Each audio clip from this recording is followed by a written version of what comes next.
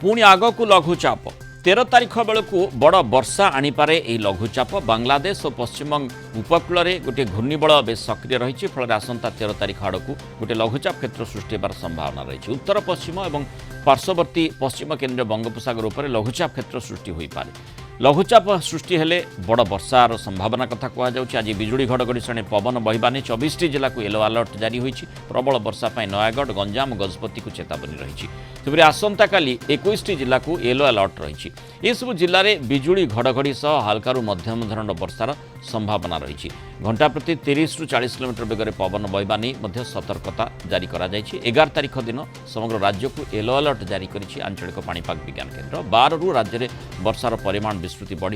12-13 बेलू पवन बेग अधिक जो समुद्र अशांत रहिबो तेणु से समय मत्स्यजीवी को समुद्र को जीवाई न जावाई परामर्श दि जाइए अधिक आलोचना करबा आम सहित पाणीपाग विज्ञानी देवाशीष जेना जोड़ी देवाशीष सब स्वागत करिबा आलोचना को जो लघुचाप कथा कहुच्छे पूर्व आम से संपर्क में चर्चा करिछे एवं जो परिस्थिति रही लघुचाप को बर्तमान यथेष्ट सुहौछि कि जहाँ अधिक घनीभूत हो पारे जो आशंका करा जाउछि वर्षार मात्रा बढ़िबो और एबे जो घड़घड़ी वर्षा जारी रही तार मात्रा मध्य बढ़िबार संभावना कथा कहा जाई पारे। आज्ञा नमस्कार देखो वर्तमान परिप्रेक्षी जो देखा ओडिशा पाई तो आगामी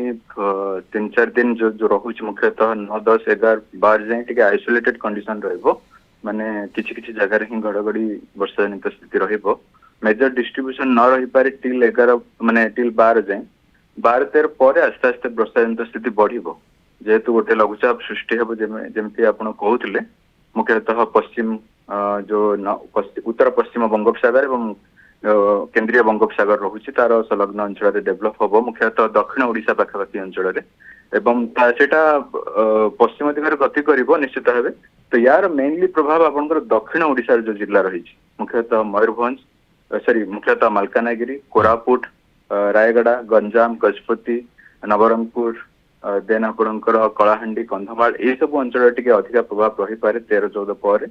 एवं 13-14 एटा टिके रहिबो लिंगरिंग एक्टिविटी कारण एटा स्लो मूवमेंट रहिबो मंथर गतिर मूवमेंट रहिबो तो अप टू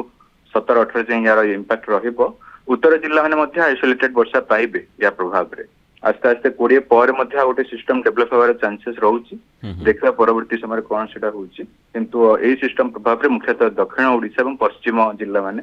टिके भला इंपैक्ट पाइबे 14-15 बेलू कह जाऊला लघुचाप क्षेत्र सृष्टि हो पारे 13 बेलू से प्रकार लघुचाप क्षेत्र कथा कहुच्छी कि बर्तमान आप जो 20 तारिख बेलू आ गोटे लघुचाप क्षेत्र कथा कहते ता परिवर्तित स्थिति को आसूची कि